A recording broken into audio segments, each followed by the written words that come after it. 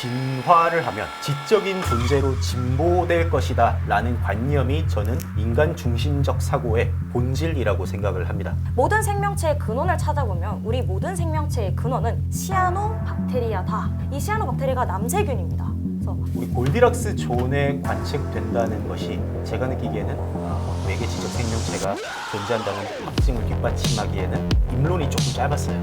인간이 그런 말이 있어요. 인간은 자기가 보지 못한 걸 상상하지 못한다. 그래서 유니콘도 사실 뿔 달린 말이죠. 생존 자체에 대해서 필요한 요건은 굉장히 관대하지만 거기서 지적 생명체의 존재로 이어지는 것은 로또가 있다고 해서 우리가 로또를 사면 당첨될 것이다라고 하는 것과 비슷하다고 저는 생각이 되거든요.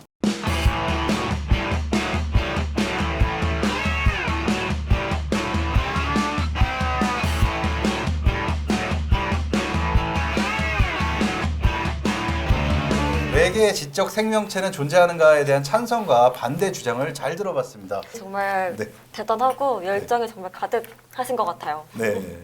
우주 역사가 47억 년이 아니고 사실 지구 역사가 47억 년이고 우주 역사는 140억 년이라고 어떤 이과생분께서 말씀해 주셨습니다. 저희 오. 문과 선생님들 두 분 나오셔서 토론하고 있으니까 너무 이과적인 부분보다는 좀 감성적인 네, 국어 선생님과 영어 선생님의 네, 대결이기 맞습니다. 때문에 좀 그쪽으로 가시는 게 좋습니다. 이거 무슨 인정. 죄송합니다. 제가 지구를 말하려다가 말이 잘못 나와서 너무 떨리다 보니까 우주라고 잘못 말했습니다. 인정하겠습니다. 죄송합니다. 그래도 이렇게 이과의 방정식인 드레이크 방정식까지 나왔어요. 정말 대단한 것 같아요. 네, 네. 다 들어봤으니까 또 이제 반박 의견을 또 저희가 들어봐야 되지 않을까. 네, 그리고 이거 얘기해 주셔야 돼요. 죄송합니다. 대본은 제가 쓰는데 좀 읽어주십시오. 네, 죄송합니다. 네, 잠깐 저희가 또 드릴 말씀이 있는데요. 근데 또 저희가 매주 한 번씩 방송을 했었었는데 이제 그게 아니라 2주에 한 번씩으로 변경이 됐다는 점 양해 부탁드리고요. 또 저희가 또 이제 많은 참가자들한테 여유를 좀 더 드리기 위해서 그렇게 됐고 또 좋은 퀄리티와 또 좋은 주제로 드리기 위해서 2주에 한 번씩으로 변경하게 됐습니다. 네네. 다음 회차에도 참여 구글 폼을 좀 많이 작성해 주시고 구글 폼은 유튜브 채널 링크에 있습니다. 참여자가 많아지고 시청자가 많아지고 구독자가 많아질수록 더 많은 이벤트를 할 수 있게 천하제일 토론대회에서 만들어 가겠습니다. 또 다양한 이벤트로 열심히 진행하겠습니다. 지금부터는 반박 토론을 하겠습니다. 정말 네. 기대가 됩니다. 네네네네. 앞에 거랑 뒤에 걸 막 읽었네요. 자, 우선 주장을 들어봤기 때문에 정재환님 반대편부터 찬성에 대한 반박 토론하겠습니다. 반박 토론 시에는 5분 동안 얘기를 할 수 있는데 5분 동안 상대방의 자료를 가지고 말씀하셔도 돼요. 네, 알겠습니다. 네. 준비되셨어요? 시작하도록 하겠습니다. 네. 아까 얘기하신 게 네. 국어 국립연구원에서 말한 거 골디락스 존 케플러 얘기까지 하셨습니다. 자, 반박 토론 시작하겠습니다. 시작. 너무 공대로 준비를 잘 해주셔서 굉장히 놀라웠고요. 일단은 첫 번째로 언급드릴 게 있습니다.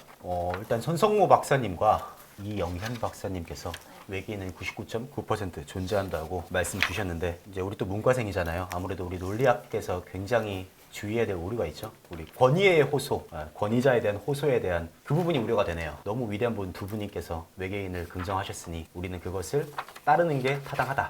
라는 결론에 빠지는 거는 조금 우려가 있고요. 요거는 길게 얘기할 건 아니고요. 그 다음 골디락스 존에 대해서 골디락스 존에 대해서 저도 공부를 했었는데 생명체가 거주 가능한 영역을 골디락스 존이라고 하죠. 우리 골디락스 존에 관측된다는 것이 제가 느끼기에는 외계 지적 생명체가 존재한다는 확증을 뒷받침하기에는 입론이 조금 짧았어요. 네, 그래서 그 부분에 대해서는 잘 해주셨지만 그냥 짧게 얘기해 주셨으니까 조금 뒤에 구체화 시켜주셨으면 좋겠다는 입장입니다. 또한 제 문과생이라서 너무 어렵네요. 그리고 또 30대의 지성이라는 것이 조금 속도가 느려요.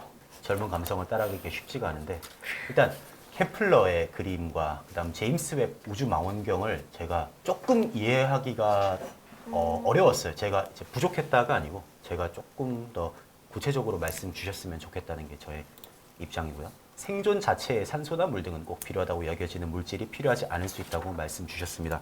자, 그러면 이 생존이라고 하는 것은 사실 굉장히 거대한 개념이거든요. 생존이라는 개념 안에서 생물이 존재합니다. 그러면 생물이라는 존재는 어느 정도의 과정이 있죠. 그런 필요한 과정이 있는데 그 안에서도 단세포 생물도 있고 다세포 생물도 있고 그러면 다세포 생물에서 포유류, 파충류 이런 것들이 나뉘어지고 포유류 중에서도 인간과 같은 지적 생명체 사실 포유류도 너무 많아요. 그 중에서 외계 지적 생명체가 존재하는가에 대해서는 사실 생존 자체에 대해서 필요한 요건은 굉장히 관대하지만 거기서 지적 생명체의 존재로 이어지는 것은 로또가 있다고 해서 우리가 로또를 사면 당첨될 것이다라고 하는 것과 비슷하다고 저는 생각이 되거든요. 로또 당첨될 확률이 한번 10,000분의 1이라고 하면 우리가 10,000번을 로또를 사면 당첨될 수 있는 걸까요? 자, 그 다음 건 보겠습니다. 자, 인간 중심적 사고 탈피의 필요성을 말씀 주셨습니다.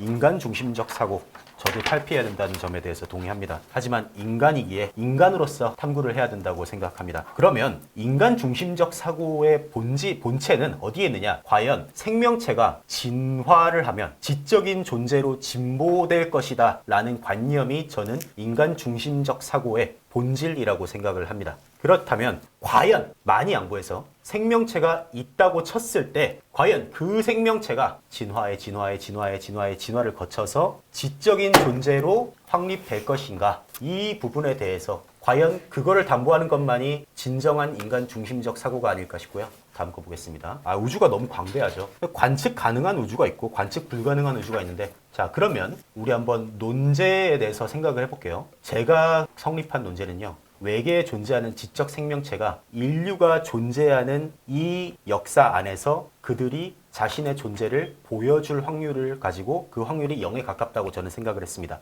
그렇다면 관측 불가능한 우주가 너무 크기 때문에 그 외계인은 그 존재를 우리에게 증명할 수가 없다. 자, 외계인은 존재를 증명할 수가 없는 외계인은 존재하지 않는다 라고 생각할 수도 있다고 저는 봅니다. 그리고 자, 우리 세티 프로젝트 볼게요. 세티 프로젝트에 대한 최근의 연구들이 많이 나와 있죠. 구체적인 것들은 나중에 말씀드리도록 하겠습니다. 일단 세티 프로젝트에 대한 예산 지원이 점차 줄어들고 있다는 사실만 말씀을 드리면서 추후 얘기를 계속해 보도록 하겠습니다. 네, 여기까지 하겠습니다. 네, 반박 토론, 정재환님의 반박 토론 잘 들었습니다. 지금 구혜정님께서 열심히 써온 파워포인트 자료를 활용해서 반박을 하셨는데 어떻게 생각하세요? 제가 입론에서 말씀드리지 않은 부분까지 면밀하게 다 보셔서 아직 드리고 싶은 말씀이 조금 더 많기 때문에 반론 시간에 자, 말씀하겠습니다. 찬성 측 외계 지적 생명체는 존재한다. 왜 존재하는지에 대한 찬성 측의 네. 반대 측의 입장을 반박해 주시는 시간입니다. 네. 5분 시간 드리겠습니다. 준비되셨나요? 자, 스타트. 네, 맨 처음에 이제 권위의 호소라고 말씀을 하셨는데 이게 이제 권위의 호소로 보일 수도 있지만 저는 어쨌거나 권위 있는 기관의 신뢰성이라고 생각을 하거든요. 제가 정말 많은 유튜브도 보고 논문도 찾아보고 사실 볼 수 있는 자료는 웬만하면 다 봤었는데 대부분의 천문학자들이 이렇게 얘기를 하는 것은 우리가 이거를 100% 신뢰하진 않더라도 여기에 종사하는 전문가들이 이렇게 얘기를 한다는 것은 어쨌거나 이 사람들이 얘기를 하는 것만큼 우리도 이거에 대해서 좀 더 신뢰성을 가질 수 있지 않을까? 정도로 얘기를 했다는 것만 알아주시면 감사할 것 같고요. 그래서 외계인이란 무엇인가? 아니라 골디락스존 관측 입론이 부족했다라고 말씀을 해주셨는데 제가 생각해도 조금 제가 지금 여기서 초가 안 보여가지고 4분 남았습니다. 네, 분밖에 안 보여서 아까 요거. 감사합니다. 마음이 조금 급했는데 흔히들 이제 우주에서 생명체 거주 지역이라고 불리는 골디락스존 이렇게 불리는 애들이 있죠. 그래서 인류가 이미 이 골디락스존과 비슷한 지역을 많이 찾아냈습니다. 그래서 여러 가지 행성들을 찾아냈었는데 그 오른쪽 그림을 보시면 요 그림이죠. 요 그림을 제가 조금 해설을 해드릴게요. 분광 스펙트럼을 통해서 뜨거운 가스 외계 행성인 테라피스트 1에서 행성계에 액체 상태의 물과 유기물이 있다라는 걸 증명을 해낸 겁니다. 그래서 이 스펙트럼에서 피크가 표시된 것들은 수증기가 존재함을 나타내고 있고 이전 관측에 근거하여 예상보다 낮은 수증기 피크의 높이는 수증기 특징을 억제하는 구름이 있다라는 증명이 되고요. 그래서 스펙트럼 왼쪽에 이 짧은 파장을 보시면요. 점진적인 하강 경사가 살짝 보이고 있죠. 이 하강 경사가 안개가 있을 가능성을 나타내고 있습니다. 그래서 이 행성계가 생명체, 우리가 흔히 말하는 탄소 기반의 지구상의 생명체가 존재할 수 있는 적합한 조건을 갖춘 환경으로 여겨지고 있다라는 해설 논문을 보았습니다. 저도 사실 이과가 아니라서 명확하게 이걸 어떻게 해석한지 모르겠지만 그런 논문을 봤었고요. 네, 그 다음에 생존 자체에 산소나 물 등 꼭 필요하다고 여겨지는 물질이 필요하지 않을 수 있다라는 이 현기성 생물의 예시에서 제가 말한 생존은 아까 말씀드렸다시피 어떤 생물이냐? 탄소 기반의 생명체입니다.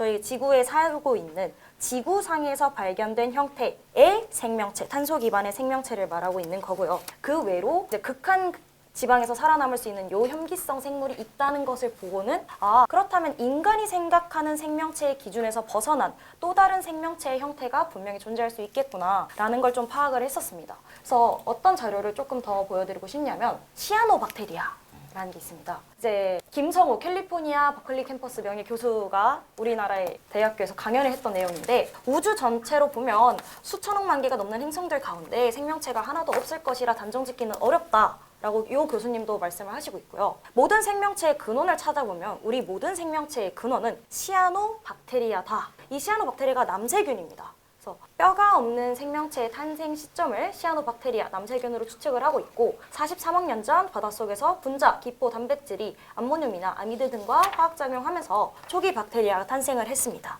그러면서 점점 생명체로 자라나서 이제 영장류가 되고 표유류가 되고 인간으로 진화하게 된 것인데요. 그래서 이 박테리아가 우리의 조상의 조상의 조상일 수도 있는 거죠. 그래서 이러한 형태를 가진 박테리아가 인간의 조상이 된다면 분명 혐기성 생물이라고 불리는 또 다른 박테리아 형태도 어떤 다른 지능을 가진 생명체로 진화할 수도 있겠구나라는 가능성을 조금 더 열어드리고 싶어서 요거를 얘기를 했었습니다. 그리고 외계인, ET다. 인간 중심주의적 사고 탈피의 필요성에 대해서 얘기를 했었는데 우리가 흔히 외계인을 떠올리면 ET를 떠올리곤 하잖아요. 근데 ET의 생김새가 어때요? 그림에 나와 있는 것처럼 큰 눈에 배불뚝이 그리고 약간 척추가 있고 이족 보행을 하고 있는 저런 쭈글쭈글 모습인데 인간이 그런 말이 있어요. 인간은 자기가 보지 못한 걸 상상하지 못한다. 그래서 유니콘도 사실 뿔 달린 말이죠.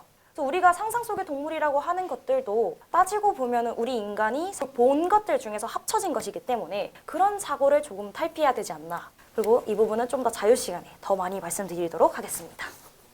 네, 잘 들었습니다.